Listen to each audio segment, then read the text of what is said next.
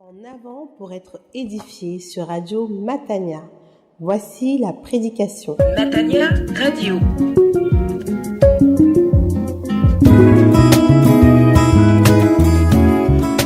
Chers auditeurs, je vous salue dans le beau et merveilleux nom de notre Seigneur Jésus-Christ. C'est donc le début d'une prédication et celle que je vous annonce est une prédication du pasteur Claude Messidibazi qui a pour texte de référence celui de l'épître de Paul aux Romains, chapitre 10, du verset 5 au verset 13. Romains 10, 5 à 13. Et le thème de cette prédication est le suivant: pour tous, le salut est par la foi. Pour tous, le salut est par la foi. C'est une phrase de vérité qui montre déjà la bonté et la richesse du Dieu que nous invoquons et que ce Dieu sauvera tous ceux qui invoquent son nom. Vous aurez de grandes informations, de riches informations en écoutant cette prédication que je vous recommande vivement, notamment la définition du mot invoqué et d'autres définitions. Que le Seigneur continue à vous bénir abondamment. Je vous exhorte à rester fidèle au programme de Radio Matania.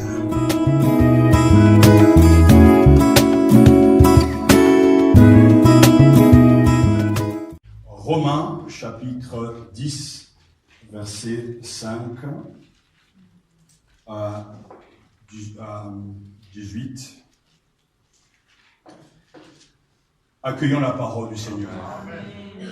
En effet, Moïse écrit à propos de la justice qui vient de la loi. L'homme qui la mettra en pratique vivra par elle. Mais voici comment parle la justice qui vient de la foi. Ne dis pas en ton cœur qu'il montera au ciel sans faire descendre Christ, ou qui descendra dans l'abîme, c'est faire remonter Christ d'entre les morts. Que dit-elle donc? La parole est près de toi, dans ta bouche et dans ton cœur. Or, c'est la parole de la foi que nous prêchons. Si tu confesses de ta bouche le Seigneur Jésus, et si tu crois dans ton cœur que Dieu l'a ressuscité d'entre les morts, tu seras sauvé. Amen. Car en croyant du cœur, on parvient à la justice, et en confessant de la bouche, on parvient au salut. Selon ce que dit l'Écriture, quiconque croit en lui ne sera pas confus. Il n'y a pas de différence, en effet, entre le juif et le grec. Ils ont tous le même Seigneur, qui est riche pour tous ceux qui l'invoquent. Car quiconque invoquera le nom du Seigneur sera sauvé. Comment donc invoqueront-ils celui en qui ils n'ont pas cru? Et comment croiront-ils en celui dont ils n'ont pas entendu parler? Et comment entendront-ils parler de lui sans prédicateur? Et comment y aura-t-il des prédicateurs s'ils ne sont pas envoyés? Selon qu'il est écrit, qui sont beaux les pieds de ceux qui annoncent de bonnes nouvelles. Mais tous n'ont pas obéi à la bonne nouvelle. Aussi Ésaïe dit-il, Seigneur, qui a cru à ce que nous avons fait entendre. Ainsi, la foi vient de ce qu'on entend. Et ce qu'on entend vient de la parole du Christ. Mais je dis, n'ont-ils pas entendu? Au contraire, leur voix est allée par toute la terre et leur parole jusqu'aux extrémités du monde. Amen. Amen. Prions le Seigneur. C'est un privilège, Dieu notre Père, Seigneur Jésus-Christ, par le Saint-Esprit de accueillir ta parole, de l'entendre. Car cette parole est toujours bonne, riche, expression de ta volonté et de ton désir de bénir ton peuple. Nous t'accueillons au travers de cette parole. Et nous te prions que par la puissance de ton esprit, tu nous donnes de nous laisser interpeller par cette parole, de la comprendre et d'y croire. Amen. Nous te remercions parce que nous savons que la réussite de ta parole dépend de toi. Et que c'est ta main souveraine qui a le pouvoir de activer, de donner la foi à ceux qui vont entendre cette parole. Je crois que tu nous as déjà bénis. Je crois qu'à l'instant même, tu ouvres les yeux de nos cœurs et tu débouches nos oreilles afin de te rencontrer via cette parole.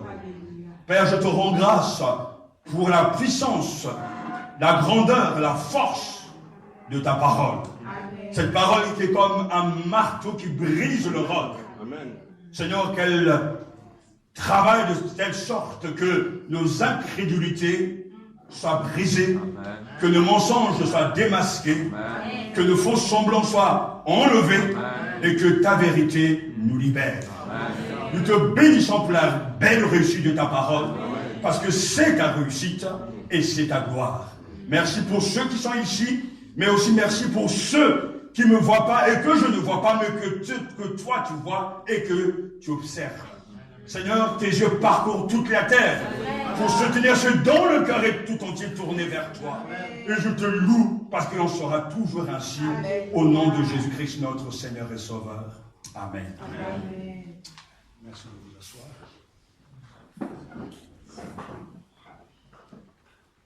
La bonne nouvelle que Dieu nous adresse ce matin et que nous accueillons en son nom, c'est que tous les hommes, tant juifs que grecs, sont pécheurs devant Dieu, mais seront sauvés ceux qui invoquent ce Dieu riche en bénédiction qui justifie le pécheur. Tous les hommes, tant juifs que grecs, juifs ou païens, sont pécheurs devant Dieu. Mais pourtant, Dieu sauvera ceux qui invoquent son nom, ce Dieu riche en bénédiction qui justifie le pécheur. Ainsi, il n'y a pas de différence entre juifs et grecs. Tous ont le même Seigneur, riche envers tous ceux qui l'invoquent. Et selon la promesse, tous ceux qui invoquent le Seigneur feront l'expérience des richesses de sa bonté, les richesses du salut de sa gloire. Comme il est écrit dans Romains chapitre 9, verset 23, et ceci afin de faire connaître la richesse de sa gloire envers les vases de miséricorde que d'avance il a préparés pour la gloire. Je veux me réjouir de cette déclaration de l'Écriture, la vivre et devenir moi aussi porteur de cette bonne nouvelle pour le monde. Alléluia. En péril qui m'entoure. Dieu sauve tous les pécheurs qui invoquent sa bonté et sa grâce. Et c'est cette conclusion que l'apôtre nous livre ce matin. Et face à un tel texte si riche, il est important, jamais aussi important, de réaliser l'importance du contexte de ce passage. Parce que nous avons là, dans ces quelques chapitres, du chapitre 9 jusqu'au chapitre 11, sans doute les chapitres les plus difficiles que nous ayons dans nos Bibles. Nous savons que l'épître de Paul aux Romains a pour thème principal la justification par la foi, c'est-à-dire l'évangile est une puissance pour le salut de quiconque croit. Vous le voyez ici dans une autre version, nous avons affiché ces quelques versets parce que ce sont les versets clés, entre guillemets, de mon ministère, et je crois de tout mon cœur que l'évangile est une puissance. Amen. Pour le salut de quiconque croit, du païen comme du juif, parce que dans cet évangile, Dieu révèle sa propre justice. Alors il le fait à l'égard des païens, mais aussi il le fait aussi à l'égard des juifs.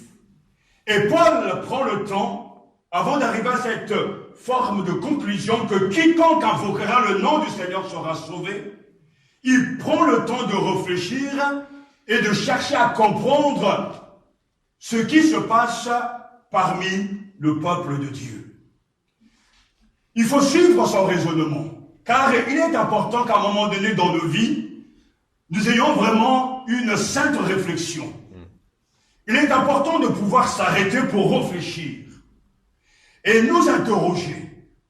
Parce que Paul est triste, Paul est tourmenté. Et ce tourment est lié au fait que les Juifs, le peuple élu, n'ont pas accueilli ni reçu la bonne nouvelle que leur était prédestinée. Pourquoi le peuple qui avait attendu le Messie et lui avait donné naissance ne l'avait-il ni reconnu ni accueilli?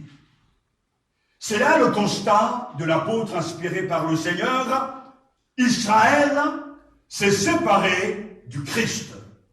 Dans les 5 premiers versets du chapitre, au chapitre 9, il écrit « Je dis la vérité en Christ, je ne mens pas.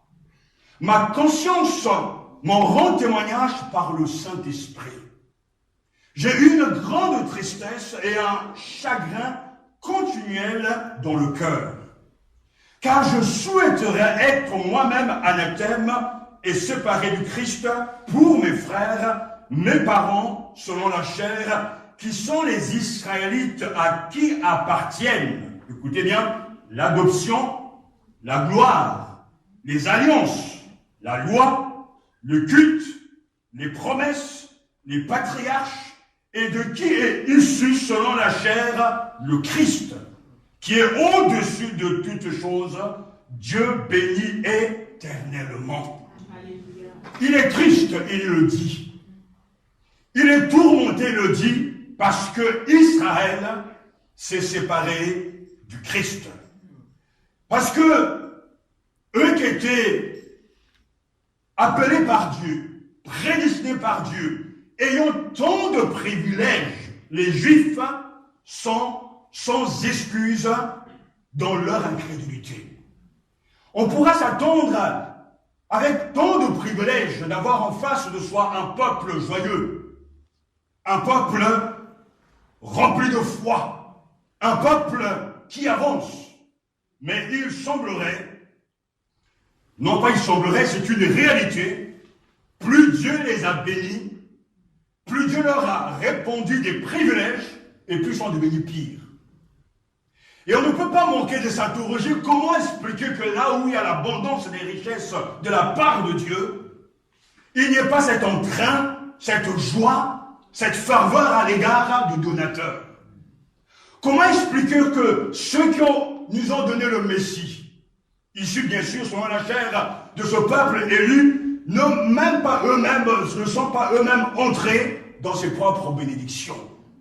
Et ce matin et à l'instant même, nous devons bien sûr nous interroger sur nos propres incrédulités. Mais Dieu s'est pas contenté simplement de constater et de le faire dire par l'apôtre Paul, mais il va aussi nous interpeller pour nous expliquer qu'il est souverain et qu'il est le maître de tous les hommes. Alléluia. Les Juifs, comme les païens, sont tous des pécheurs et ils ont besoin de se tourner vers le Seigneur pour être sauvés.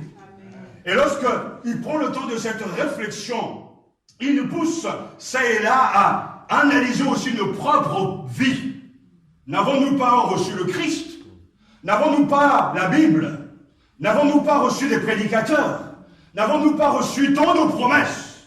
Mais comment expliquer que dans nos églises, il y a souvent, et malheureusement c'est une réalité, un manque vraiment de ferveur?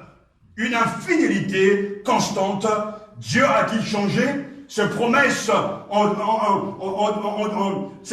est-ce que ces promesses ne sont plus valables? Non, Dieu n'a pas changé. Il reste souverain.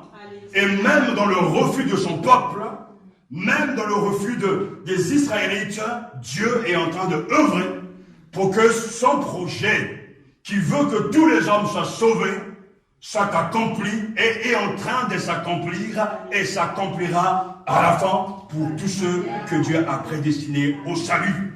C'est une belle promesse. Tous, tant juifs que grecs, sont pécheurs devant Dieu. C'est une réalité, mais seront sauvés ceux qui invoquent ce Dieu riche en bénédiction, qui justifie le pécheur. Et lorsqu'on arrive au verset 13, nous avons cette grande promesse, car quiconque invoquera le nom du Seigneur sera sauvé. Lorsqu'il s'adresse aux Juifs, Paul retrace leur parcours. Ils ont reçu la loi, mais ils n'ont pas vécu par rapport à la loi. En effet, dira-t-il au verset 5, Moïse définit ainsi la justice qui vient de la loi. L'homme qui mettra ces choses en pratique vivra par elle.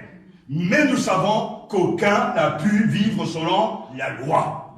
Mais voici comment on parle à la justice qui vient de la foi. Voyons l'échec de l'homme de répondre à ses exigences. Dieu a offert lui-même sa propre justice. Et ça, c'est la force de l'évangile. Je suis justifié parce que c'est Dieu qui me justifie, moyennant la foi, et que je n'ai plus à me chercher à me justifier devant lui. Mais quand je crois et que je confesse mes péchés, Dieu lui-même m'offre sa propre justice. Ne dites pas en ton cœur qu'il montera au ciel. Non, on n'a plus besoin. Mais c'est en faire descendre Christ, ou qui descendra dans l'abîme, se faire remonter Christ entre les morts. Que dit-on? La parole est près de toi, dans ta bouche et dans ton cœur. Or, c'est la parole de la foi que nous prêchons. Amen. Et nous aussi, en entendant cette parole, nous entendons la bonne nouvelle, qui nous parle d'un Dieu en colère, d'un Dieu qui jugera l'humanité, mais d'un Dieu aussi qui offre aux uns et aux autres, à ceux qui l'invoquent, la puissance et la richesse de sa bonté. Quiconque croit en lui ne sera point confus.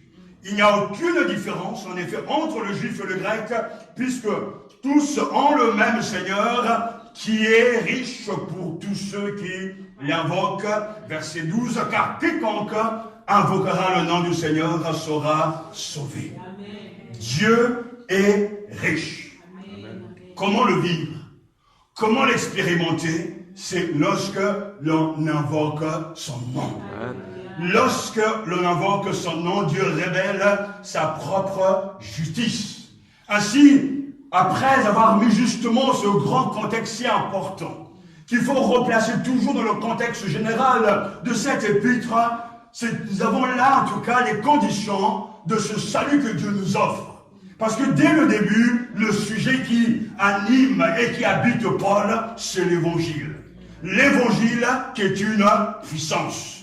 Et cette puissance se manifeste dans la vie de tous ceux qui invoqueront le nom du Seigneur. Et quiconque invoquera le nom du Seigneur sera sauvé. C'est une promesse venant de Dieu. Et je me réjouis, parce qu'il y a eu un jour où j'ai invoqué son nom, et le Seigneur a entendu, Amen. Et il a sauvé mon âme. Comme des milliards d'autres croyants témoigneront de la même vérité, j'ai invoqué son nom, le Seigneur m'a entendu, et il m'a secouru. Amen. Et ce verset, sur lequel je vais attirer votre attention, mérite toute notre attention, parce que chaque mot de ce verset est riche de sens, parce que le Dieu souverain qui a décrété, il a bien décrété, celui qui croirait en Christ sera sauvé. Amen. Celui qui croirait en Christ serait sauvé, qu'il soit juif ou païen. Amen. Celui qui invoquera son nom sera sauvé. Et il le dit bien selon bien sûr l'écriture, quiconque. Ça commence par ce fameux quiconque, comme Jean chapitre 3 verset 16, car Dieu a tant aimé le monde qu'il a donné son Fils unique afin que quiconque, c'est-à-dire tous ceux qui croient en lui ne périssent pas mais qu'ils aient la vie éternelle. La grande promesse que Dieu nous donne à l'instant même, c'est ce fameux quiconque. Il n'y a plus maintenant à chercher un statut ou bien à chercher une race, mais quiconque, tous ceux, juifs ou païens, qui s'adresseront au Seigneur seront sauvés. Et c'est quelque chose de remarquable, c'est même une provocation de la part de Paul lorsqu'il s'adresse, en tout cas aux Romains, lorsqu'il s'adresse à ses compatriotes, car il dit bien, il n'y a aucune différence en effet entre le juif et le grec, c'est-à-dire entre le juif et le païen, puisqu'ils ont tous un même Seigneur qui est riche pour tous ceux qui l'invoquent. Alléluia. Il n'y a plus en Dieu de préférence. Mais tous, en tout cas, sont au bénéfice de sa grande richesse, car le Seigneur Jésus est devenu le Seigneur de tous les hommes. Donc, quiconque, c'est tous ceux. Quiconque, c'est toi et moi. Quiconque, c'est le malade. Quiconque, c'est le puissant pécheur. Quiconque, c'est le noir et le blanc. Quiconque, c'est le juif ou le païen. Quiconque invoquera le nom du Seigneur sera sauvé. Ensuite, dans ce même verset, il est question de invoquer qui? Non pas n'importe qui, mais quiconque invoquera le nom du Seigneur. Dieu s'adresse à tous, mais en même temps, il donne l'adresse. La personne concernée, et c'est Dieu lui-même, le Seigneur. Quiconque invoquera le nom du Seigneur. Alors c'est très important pour nous de comprendre que le nom que nous sommes en train d'invoquer, ce n'est pas le nom de n'importe qui, c'est le nom que Dieu lui-même a révélé, et c'est par ce nom qu'il se fait connaître aux hommes. Alléluia. Par l'invocation du nom divin, celui qui prie sur la foi d'Israël, sous la révélation même de Dieu, ça sera mon mémorial d'âge en âge, dit Yahvé à Moïse, Exode chapitre 3, verset 15. Ce passage est important car Dieu se révèle à Moïse et Dieu révèle son identité, son nom à Moïse. Écoutons. Moïse dit à Dieu, voici, je vais trouver les Israélites et je leur dis, le Dieu de vos pères m'a envoyé vers vous. Mais s'ils me disent, quel est son nom? Que leur dirai-je? Dieu dit à Moïse, je suis celui qui est. Et il dit, voici ce que tu diras aux Israélites, je suis m'a envoyé vers vous. Dieu dit encore à Moïse, tu parleras ainsi aux Israélites, Yahvé, le Dieu de vos pères, le Dieu d'Abraham, le Dieu d'Isaac et le Dieu de Jacob m'a envoyé vers vous. C'est mon nom pour toujours. C'est ainsi que l'on m'invoquera de génération en génération. Alléluia. Amen. Et ce nom signifie présence. Amen. Ce nom signifie compagnonnage, je serai avec vous. Dans la bouche de Dieu, ce nom, il est présent. Il est parmi nous, je suis là. Et pour nous, nous nous adressons à lui, ainsi Dieu lui-même nous donne. En quelque sorte, il ouvre une porte à une rencontre avec nous. Lorsqu'il révèle son identité, Dieu se laisse interpeller par les hommes. Lorsqu'il révèle son nom, c'est pour être, bien sûr, adoré, mais aussi prié. Parce que Dieu s'est fait connaître afin que l'on invoque de génération en génération. Un invoque Yahvé, Kyrios, bien sûr hébreu et grec, le Seigneur, et lorsqu'on invoque son nom, Dieu se rend présent parmi nous. C'est là son adresse.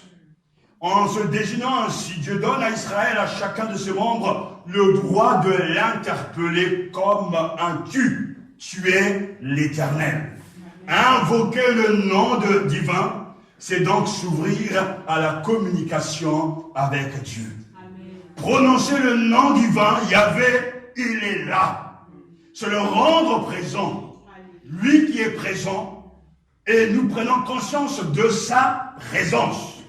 Yahvé est certainement ici.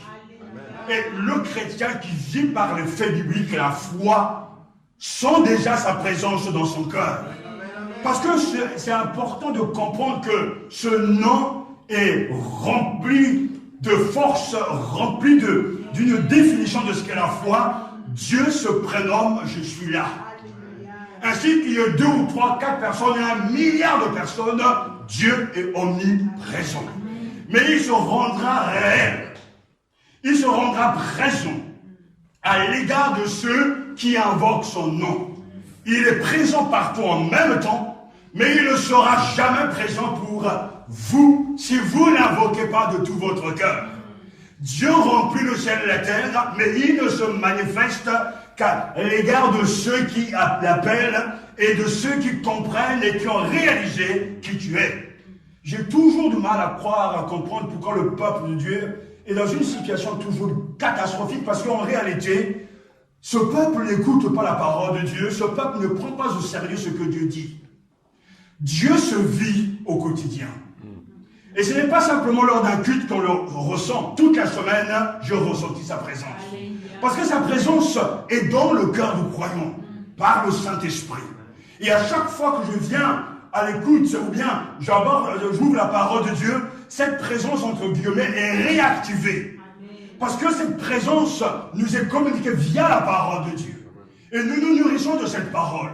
Quand Dieu appelle Moïse, il nous fait bien comprendre, parce qu'il est conscient qu'il y aura beaucoup de difficultés, il y aura beaucoup de combats, mais n'oublie jamais, dans tes difficultés, dans tes combats, je suis là et là réellement. Tu auras affaire face à des gens incrédules, et ça n'a pas manqué. Tu auras des problèmes dans le désert, et ça n'a pas manqué. Mais Yahvé, je suis là à l'accompagner. Et à chaque fois qu'il y a eu un besoin, il y a eu une réponse de Dieu en réponse à la prière de Moïse. À chaque fois qu'il y a eu une situation critique, ils ont invoqué l'Éternel, Moïse a invoqué l'Éternel a entendu et il a agi. Alléluia. Parce que Jésus accompagne son peuple. Et c'est la force de l'Église, de tout croyant. Je suis, marche avec moi, jour après jour, semaine après semaine. Et il dit à Moïse, comme à tout son peuple, c'est mon nom pour toujours. C'est ainsi que l'on m'invoquera de génération en génération. Nous sommes au 21e siècle, ce n'a pas changé. Ce qui me rend triste, comme Paul est triste, c'est que vous ne comprenez pas, certains en tout cas, de ceux qui me côtoient, qui sont même dans l'assemblée, ils ne comprennent pas ces choses. Et ça me rend tellement triste. Parce que nous avons tant de privilèges. Nous avons la parole de Dieu. Mais ça ne passe pas pour certains, parce qu'ils n'ont pas compris. Et il arrive toujours qu'à un moment donné, on doit s'arrêter et réfléchir. Comment expliquer cette incrédulité? Est-ce que ça dépend du prédicateur? Non, ça ne dépend pas du prédicateur, car le prédicateur sont envoyés pour parler de la part de Dieu, mais la prédication doit être écoutée et crue. Et quand on écoute et que l'on croit, l'on est sauvé. La promesse est claire, quiconque invoquera le nom du Seigneur sera sauvé. Je me mets au défi de contester cette parole. Dieu écoute la prière de ses enfants. Dieu entend la prière de ses enfants car il s'est engagé lui-même par serment dans une alliance. C'est ainsi qu'on invoquera de génération en génération. Alléluia. Et c'est pour cela qu'en Romains chapitre 10, verset 9 à 13, oh Seigneur, je sais que cette tristesse ne disparaîtra pas. Car jusqu'au bout de notre voyage, il y aura toujours des gens qui ne vont pas comprendre, qui ne veulent pas écouter, qui ne veulent pas comprendre. Mais béni soit ton nom, parce que d'autres écoutent ta parole, d'autres invoquent ton nom et seront sauvés. À Matania, entre guillemets, il ne devra avoir que de la louange et de l'adoration. Parce que Dieu a béni cette assemblée et il vous a communiqué tout son conseil pour pouvoir vivre une vie pieuse, solide, équilibrée et intelligente dans la foi. Mais comme la foi lui-même l'expliquera l'apôtre Paul, comment donc invoqueront-ils celui en qui ils n'ont pas cru? Et comment croiront-ils en celui dont ils n'ont pas entendu parler? Et on voit bien que c'est la foi vient de ce qu'on entend. Et ce qu'on entend vient de la parole de Dieu. Quand un croyant, un païen écoute et comprend et croit, Dieu fait tout le reste. Je dirais même dès le début, c'est Dieu qui fait tout. Mais la grâce de Dieu se manifeste ainsi. Quiconque invoquera le nom de Yahvé, en grec curios, sera sauvé. Nous avons là la promesse de Joël, chapitre 3, verset 5. Et le jour de la Pentecôte, l'Esprit est descendu, et quiconque a invoqué le nom du Seigneur, s'adressait au Seigneur, était sauvé. parce que nous avons là affaire à une promesse de Dieu. Et toutes ces promesses sont oui et amen. Alors il y a tous ceux qui invoquent non pas un nom indéfini, mais qui invoquent Dieu lui-même. Et ce mot invoquer est tellement riche de sens. J'attire votre attention, écoutez-moi. Les chrétiens invoquent le nom du Seigneur. Le mot invoquer renferme une grande part de vérité. J'ai pris quand même un peu de temps pour l'étudier. D'abord, l'expression faire appel au Seigneur ou invoquer le nom de l'Éternel implique toujours l'adoration. Ça implique d'abord l'adoration. Les humains se sont mis à invoquer, louer, adorer Yahvé, c'est-à-dire qu'ils ont prié Dieu en lui donnant son nom, son titre de Seigneur. Dans le livre, dans Genèse chapitre 4, verset 26, il est écrit « Seth eut aussi un fils et il appela du nom d'Énoch. Alors, c'est alors que l'on commença à invoquer le nom de l'Éternel. » C'est-à-dire, le mot ici « invoquer » signifie rendre un culte à Dieu, l'adorer. C'est-à-dire le louer, parce qu'ils ont pris conscience de ce titre, de ce nom, s'adresser à Dieu en disant « Nous te louons, Seigneur ». Le croyant ou quiconque qui s'adresse à Yahvé, au Seigneur, fait un acte de louange, d'adoration. Quiconque qui invoque ce nom se reconnaît le Dieu suprême et s'ouvre au divin. Il adore car l'adoration est de reconnaître que Dieu est Dieu. Amen. Et il est réellement Dieu. Invoquer implique l'adoration. Invoquer le nom de l'Éternel signifie aussi appeler par la prière, s'adresser à Dieu, demander de l'aide. Et Jérémie, mon ami, chapitre 33, verset 3 dit « Invoque-moi et je te répondrai. Je t'annoncerai des grandes choses, des choses cachées que tu ne connais pas. Invoque-moi, adresse-toi à moi via la prière et je te répondrai. Je t'annoncerai des grandes choses, des choses cachées que tu ne connais pas. » Ce verset, je m'en sers souvent. Il y a bien des choses, entre parenthèses, qui se passent dans une église, des choses cachées à nos vues, mais des choses connues de Dieu seul. Si vous voulez connaître la nature des gens, si vous voulez connaître la nature de l'activité satanique, il faut invoquer le Seigneur parce qu'il connaît tout. Parce que Dieu répond à la prière, invoque-moi et je te répondrai. Si vous voulez connaître si cette personne est réellement dans la foi, il faut invoquer le Seigneur car lui sonde les cœurs et les reins. Et s'il, par sa grâce, lui répond à cette prière, il vous donne un peu de sa connaissance, vous saurez de quoi, comment faire les choses. J'ai toujours été étonné parce que l'apôtre Paul n'était pas toujours dans chaque église, mais qu'il soit en prison, il savait ce qu'il fallait écrire pour telle et telle église, parce qu'en prison, avec la vie, avec le Seigneur, en invoquant Dieu, Dieu lui révélait la situation de l'église. C'est un conseil que je vous donne, parce qu'il se passe des choses dans les églises, et l'on pense que c'est humain. Non, Dieu entend la prière. Dieu s'adresse à nous, invoque-moi et je te répondrai. J'ai entendu qu'une fois quelqu'un dit, voilà, mais telle personne fait la sorcellerie, telle personne fait ceci, il dit, ok, c'est ce que les gens disent, invoque le Seigneur seulement. Lui, il sait qui est qui. Je te répondrai, je t'annoncerai des choses cachées, des grandes choses cachées que tu ne connais pas. Et Dieu, dans sa grâce, vous savez ce qu'il fait. Quand on l'invoque de tout notre cœur pour sa gloire, il donne des songes, il donne des visions, il donne des révélations. Et c'est pour ça qu'il faut toujours l'invoquer. Sinon, pourquoi l'Église est paralysée? Où sont les obstacles? Ah, si tu déchirais le ciel et si tu descendais. Alors là, tout sera clair. Et même dans ce chapitre, même, nous sommes devenus un peuple sur qui ton nom n'est même plus invoqué.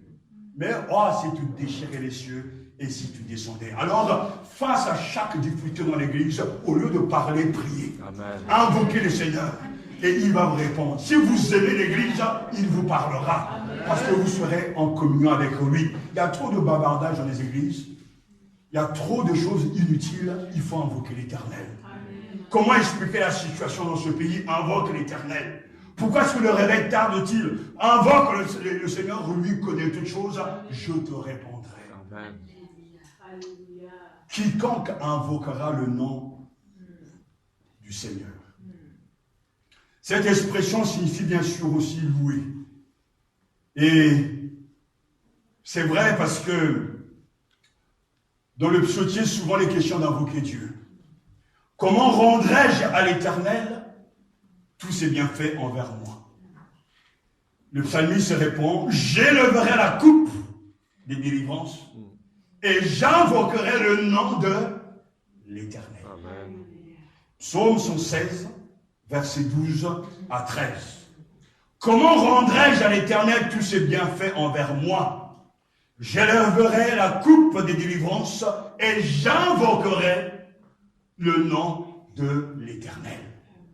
Et ici, justement, ce mot signifie louange, adoration, c'est-à-dire je louerai le nom de l'Éternel. Alors, la question, comment rendrai-je à l'Éternel tous ses bienfaits envers moi? Ma réponse est claire, je lèverai la coupe des délivrances et je louerai le nom de l'Éternel. Si Dieu vous a fait du bien comme on a chanté, amen, on ne peut que le louer. Amen. Et tout à l'heure, je faisais un clin d'œil au Seigneur parce que dans les cantiques, dès qu'on sommes arrivés dans ces chants qui parlaient du nom de Dieu, ton nom est admirable, il dit ça là. C'est encourageant avant le message de savoir que les chants vont dans le même sens. Amen. Et lorsqu'on ne s'est pas entretenu, et pourtant les chants nous dirigent à invoquer le nom de Dieu. Ton nom est admirable. Et quand nous invoquons ce nom, nous faisons venir le Seigneur. Dans la sorcellerie, dans la magie, on invoque des esprits. Dans la foi chrétienne, on invoque le Seigneur. Faire appel au Seigneur, invoquer le nom de l'Éternel signifie croire en lui. Invoquer est un autre terme pour croire. Et à l'église de Dieu qui est à Corinthe, à ceux qui ont été sanctifiés en Jésus-Christ, appelés à être saints, et à tous ceux qui invoquent en quelque lieu que ce soit le nom de notre Seigneur Jésus-Christ, leur Seigneur est le nôtre. Quand l'un invoque, l'on croit. C'est l'expression de notre foi. Invoquant ce nom, tous ceux qui invoqueront le nom du Seigneur seront sauvés. Ainsi, dans ce mot, nous avons une richesse incroyable, parce que invoquer, c'est adorer le Créateur. Invoquer, c'est prier le Seigneur. Invoquer, c'est louer le Seigneur. Invoquer, c'est croire en Dieu de tout notre cœur. Par conséquent, chers frères, chers amis, invoquer le nom du Seigneur, l'Éternel, ne revient pas à implorer désespérément n'importe quelle divinité, non. Quelle qu'elle soit, quoi qu'elle soit, ou qu'elle soit, mais implorer le vrai Dieu. Amen. Le Seigneur, créateur de tous les hommes et de toutes les choses. Lorsqu'on invoque Dieu, on invoque le vrai, le seul, l'unique Dieu. Et ainsi, Paul, dans son raisonnement, mais à quelle habilité, il revient là-dessus parce que quand il parle de la foi, il dit très clairement, c'est en confessant le Seigneur Jésus et en croyant dans son cœur que Dieu l'a ressuscité des morts qu'on est sauvé. Amen. C'est lié. On n'invoque pas n'importe qui, on ne prie pas n'importe qui, on n'adore pas n'importe qui, mais on adore le Seigneur Jésus. Et comme on le chante, Jésus, Jésus, Jésus, quelque chose se passe quand je t'appelle. Comment faire venir la présence de Dieu au milieu de nous? En faisant du bruit, en tapant dans main, non. Il suffit d'accueillir la parole de Dieu. Et en répondant ces paroles, j'invoque le Seigneur. Et il descend parce que son nom est appelé.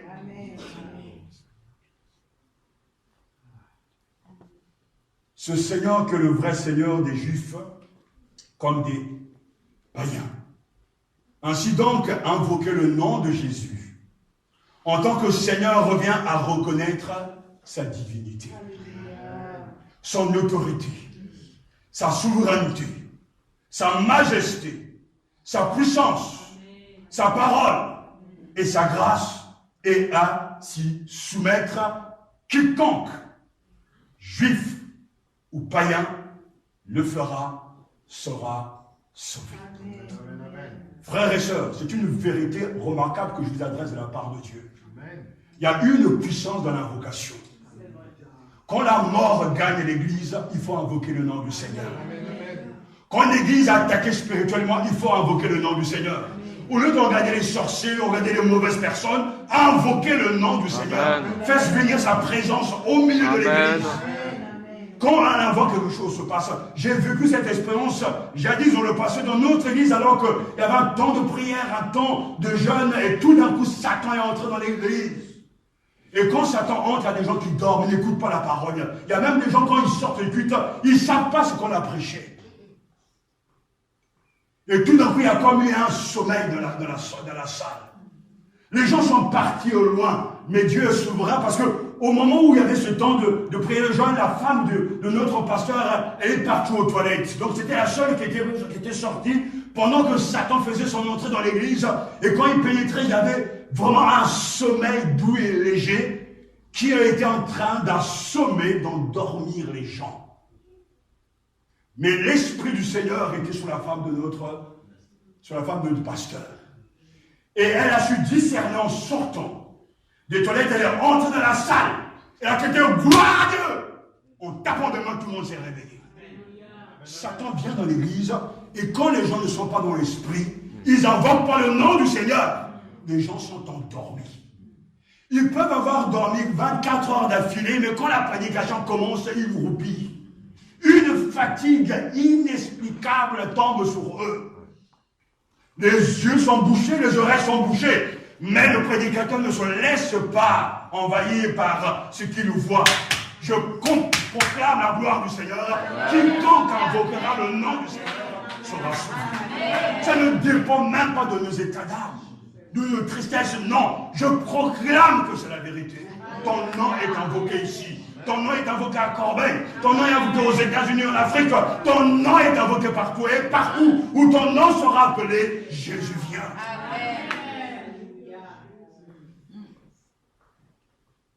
C'est les conditions pour être sauvé. Il n'y a pas de différence. Et ce n'est pas là une formalité. C'est la réalité de la foi. Dans ma détresse, Seigneur, j'invoque ton nom. Dans le chaos de mes problèmes, à la maison, au travail, j'invoque ton nom. Seigneur, viens, descends au milieu de nous et manifeste-toi. Mets-moi au large, secours-moi, j'implore ta grâce, afin que, en retour, je t'adore. Quiconque invoquera le nom du Seigneur sera sauvé. Alléluia. Tous ont le même Seigneur. Et la foi nous est demandée, non seulement Christ est le Sauveur et le Seigneur de tous ceux qui croient en lui, mais et encore, il est riche pour tous ceux qui l'invoquent. C'est là, pour moi, des cartouches pour nous donner envie. Il est riche pour tous ceux qui l'invoquent. Regardez ce que Paul dit. Il n'y a aucune différence, verset 12, en effet, entre le juif et le païen ou le grec, puisqu'ils ont tous un même Seigneur qui est riche pour tous ceux qui l'invoquent. Oh, il est riche. Et là, j'ai pu énumérer tant de passages de questions de sa richesse. Laissez-moi vous les lire parce que c'est important vraiment. Il n'est pas question ici de richesse matérielle, mais une question de la richesse de sa bonté, de sa grâce. Amen. Alléluia. Et le Seigneur n'est pas mesquin, ni même avare de ses dons. Il est riche. Amen. Et il enrichit ses enfants. Amen. Il n'est pas calculateur, il donne abondamment. Alléluia, l'abondance de sa grâce. Merveilleux Sauveur. Oh, Paul, on le voit vraiment, je l'imagine en train d'écrire en même temps, il est dans cet élan de louange, d'adoration. Il est transporté, il écrit avec la joie. Oh, il est magnifique, l'évangile. Et il faut lire cet évangile pour que, en tout cas, c'est un évangile. Il faut lire cet épître. C'est un évangile pour comprendre de quoi il s'agit. Il écrit en haut, méprises-tu les richesses de sa bonté, de sa patience et de sa générosité, en ne reconnaissant pas que la bonté de Dieu te pousse à changer d'attitude. Romains chapitre 2, verset 4. Et que dire? S'il a voulu faire connaître la richesse de sa gloire envers des vases de compassion qu'il a d'avance préparés pour la gloire. Romains chapitre 9, verset 23. La richesse de sa grâce nous permet et permet à Dieu d'attendre que les païens se convertissent. Donc ne disait pas, à cessant de dire mais Dieu tarde, c'est vrai. Moi en premier ça m'énerve aussi. Mais le retard, le délai de Dieu est un délai d'amour. L'abandon de sa grâce, les richesses de sa bonté et de sa patience et de sa générosité, en ne reconnaissant pas que la bonté de Dieu te pousse à changer d'attitude. Dieu tarde parce qu'il veut sauver tant de gens. Oh, profondeur! Quelle profondeur! En la richesse, la sagesse et la connaissance de Dieu, que ses jugements sont insondables et que ses voies impénétrables, en effet, une fois de plus, c'est une doxologie, une louange. Paul rend grâce que ses jugements sont insondables et ses voies impénétrables. Romains chapitre 11, verset 33. En effet, vous connaissez la grâce de notre Seigneur Jésus-Christ. Pour vous, il s'est fait pauvre, alors qu'il était riche, afin que par sa pauvreté, vous soyez enrichis. La richesse de sa bonté. 2 Corinthiens, chapitre 8, verset 9. Moi qui suis le plus petit de tous les saints, j'ai reçu la grâce d'annoncer parmi les non-juifs les richesses infinies de Christ. Éphésiens chapitre 3, verset 8. Et Éphésiens chapitre 3, verset 16. Je prie qu'il vous donne, conformément à la richesse de sa gloire, d'être puissamment fortifié par son esprit dans votre être intérieur. Seigneur, écoute cette prière et exauce-la. Conformément à la richesse de sa gloire. Dieu est riche. Le Seigneur est riche. Il est riche pour les autres, envers tous ceux qui l'invoquent. Quiconque invoquera le nom du Seigneur. Ainsi les païens, comme les Juifs, nous avons aussi accès auprès de Dieu. L'Israélite lui pouvait dire jadis, moi j'ai été choisi.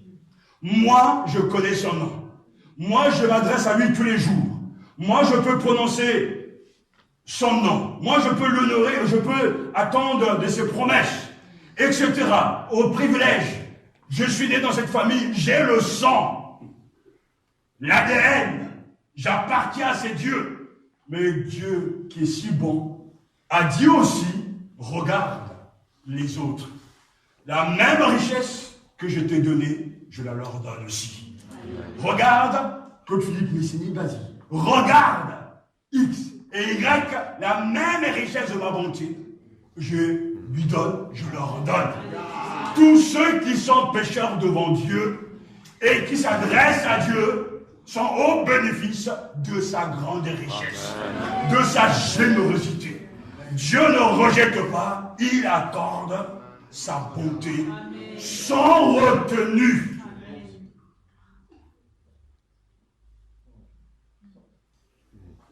Je me souviens d'un professeur qui pour ne pas que ses étudiants le dépassent, cachait des choses.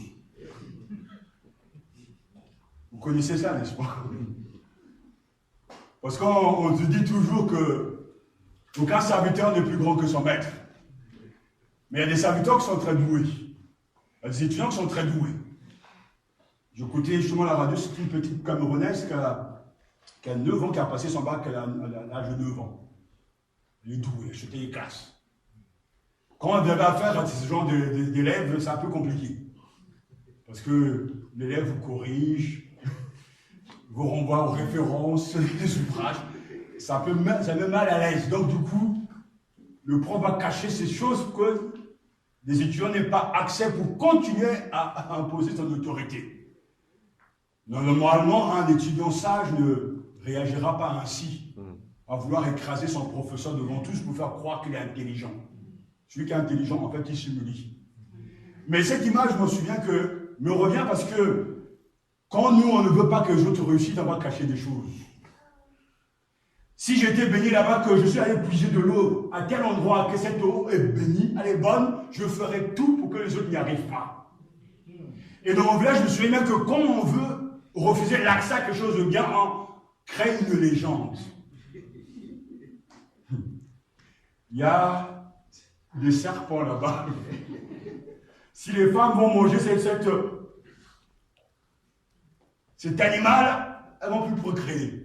On crée des fables et des légendes tout d'un coup, parce que l'homme égoïste veut manger, profiter de l'eau, de l'animal qui est tellement bon.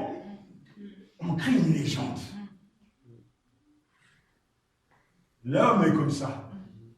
Dieu, lui, n'est pas comme ça. Amen. Il a répandu la richesse de sa grâce. Amen. Dieu n'a pas retenu son propre fils, l'unique. Il a donné. Il a donné. Oh. Nous, on veut retenir ce qui est bon. J'ai réussi dans telle boîte, j'ai trouvé du travail à tel endroit. Fais en sorte que les autres n'arrivent pas, que tu sois seul à bénéficier et à garder ce dépôt. Dieu, lui, ne agit pas comme nous. J'ai été béni, je dois vous bénir. J'ai reçu, je dois donner. Je veux même le meilleur pour vous, parce que c'est ma propre gloire. Quand Dieu sauve quelqu'un lui donnant tout, qu'est-ce qu'il reçoit en retour? Mais la louange et la gloire. L'homme, non, bien sûr. Mais quand un païen se tourne vers lui, le nom de Dieu est glorifié. Et quand on chante ses cantiques, Dieu se régit parce qu'il baigne dans la louange. Alléluia. Dieu a donné son propre fils, la richesse de sa bonté. Ce matin, quiconque invoquera le nom du Seigneur sera sauvé. Et je termine par ce fait, il sera sauvé. C'est Dieu qui le promet, le salut appartient à Dieu. Il proclamait à haute voix, le salut est à notre Dieu, qui siège sur le trône et à l'agneau. Alléluia. Apocalypse chapitre 7, verset 10. Le salut, c'est la santé. Le salut, c'est être sauvegardé d'un danger. Le salut, c'est être libéré du péché et de son pouvoir. Quiconque invoque le nom du Seigneur sera libre. Quiconque invoquera le nom du Seigneur sur sa vie sera gracié, pardonné, sera entouré de son amour parce que Dieu est un libérateur. Il nous donnera la vie éternelle. Il recevra la grâce du Saint-Esprit, le don du Saint-Esprit, afin de s'adresser à son Père, le Seigneur. Quiconque reçoit la richesse de sa bonté est libéré des chaînes du péché. Car être sauvé, c'est être guéri. Être sauvé, c'est être libéré. Être délivré de tout ce qui fait souffrir, afflige ou menace nos vies. Jésus le Sauveur nous sauve de nos situations. Pour l'homme qui se noie, le salut consiste à être ramené à terre, réchauffé et rendu à la vie. Pour le malade, le salut, c'est la guérison. Pour le prisonnier, le salut, c'est la liberté. Le salut ne se trouve en aucun autre nom, car il y a sous le ciel aucun autre nom donné parmi les hommes par lequel nous devions être sauvés. Et ce nom, c'est Jésus. Actes chapitre 4, verset 12. Ce nom, c'est Jésus. Jésus est notre salut. Quiconque invoquera le nom du Seigneur sera sauvé. Alléluia. Alors que je méditais ce magnifique passage, l'actualité m'a rattrapé.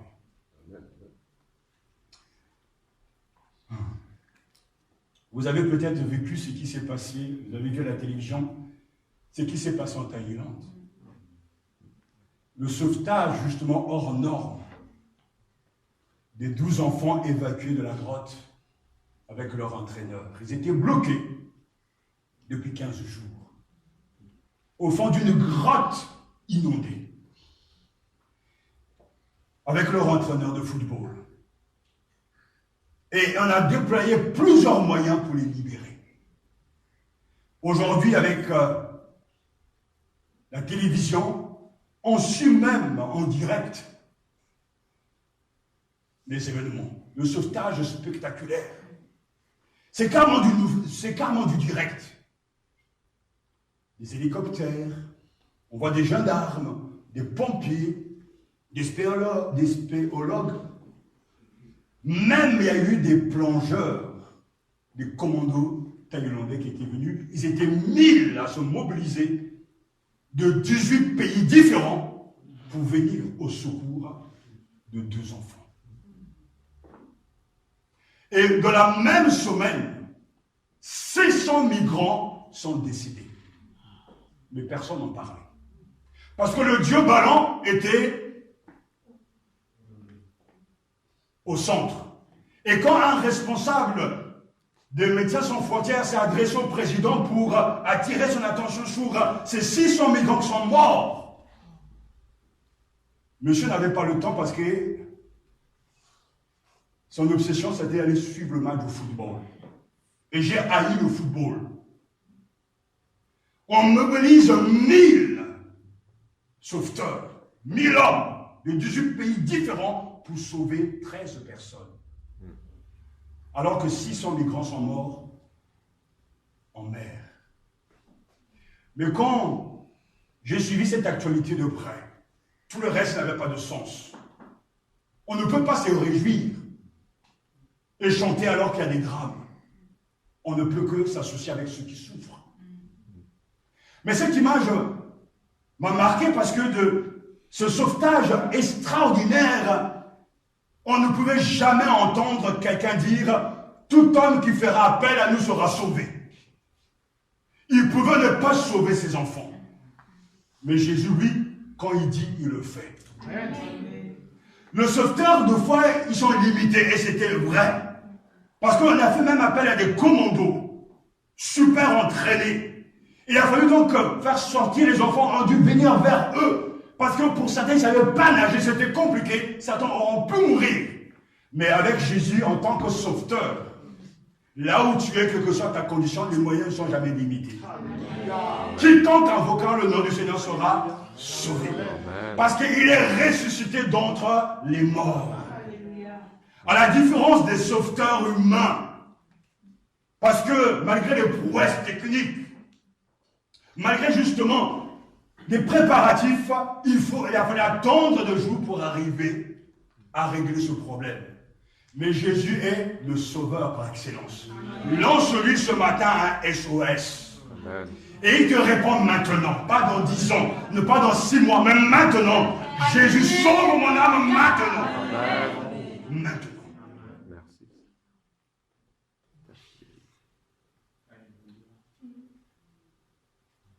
Les personnes, ces jeunes, n'avaient pas le moyen de prévenir même le secours. Aujourd'hui, tout le monde a des portables. Mais même avec un portable, dans une grotte, ça ne passe pas. La panique, la peur, l'eau boueuse, Quand j'étais jeune, j'ai fait un peu de spéolo, donc un peu de spéologie, donc c'est pas mal. Quand vous êtes vraiment tout au fond, surtout, il ne faut pas avoir peur. Parce que dès que vous paniquez, vous perdez vos moyens. Mais il faut rester calme. Donc, c'est pas tout le monde qui doit le faire. Et on ne peut pas prévenir. Il y a des gens qui sont restés là, bloqués, qui sont morts, parce qu'on ne peut pas les sauver. On ne peut pas envoyer un message. Tu as beau hurler, ça tourne tout au fond de la terre. Mais même si tu es là au fond de la Bible, inconnu des hommes, même si les forces sataniques sont en train de se t'écraser, lance un SOS. Quiconque invoquera le nom du Seigneur sera sauvé. Amen, alléluia. Le Seigneur est ressuscité. Il est vivant. Cette promesse est pour toi. Tu as eu une balise ce matin à utiliser sa propre parole. Il sera te trouver là où tu es, là où tu vis, dans la situation dans laquelle tu te trouves, le Seigneur entend. Vous savez, cette vérité, elle est forte. Parce que je me souviens comment Dieu me l'a enseigné très très tôt. Dans cette vision, quand je cherchais, quand il m'a donné cette vision, quand je le cherchais, je suis allé même, il m'a transporté jusqu'à Jérusalem.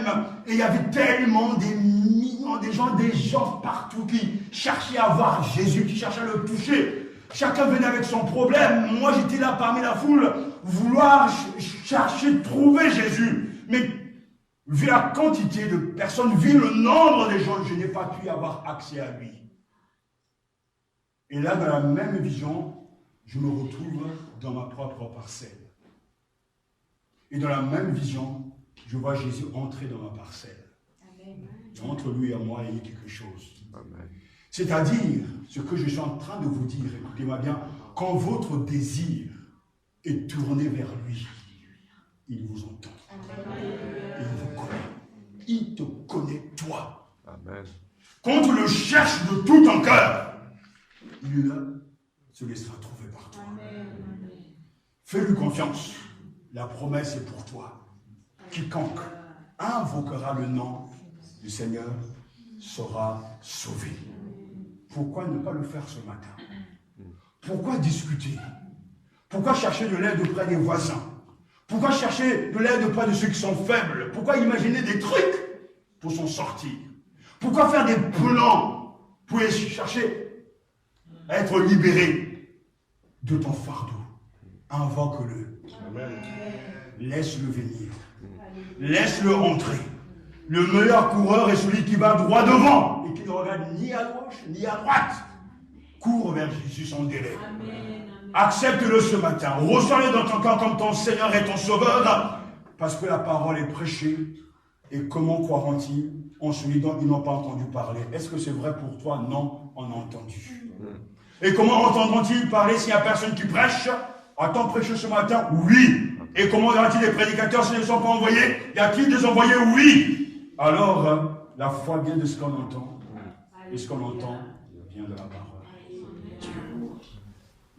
Tous les hommes, tant juifs que grecs, sont pécheurs devant Dieu, mais ils seront sauvés, ceux qui invoquent ce Dieu riche en bénédiction et qui justifie le pécheur selon sa promesse. Tous ceux qui invoquent le Seigneur feront l'expérience des richesses de sa bonté, les richesses du salut, de sa gloire, ainsi son nom sera glorifié. Nous voulons nous lever pour prier et chanter, que ce nom tombe sur nous. Seigneur, que ce nom tombe sur nous. Et dans ce que nous avons chanté tout à l'heure, lui, ce chant justement, ton nom Seigneur Jésus est admirable.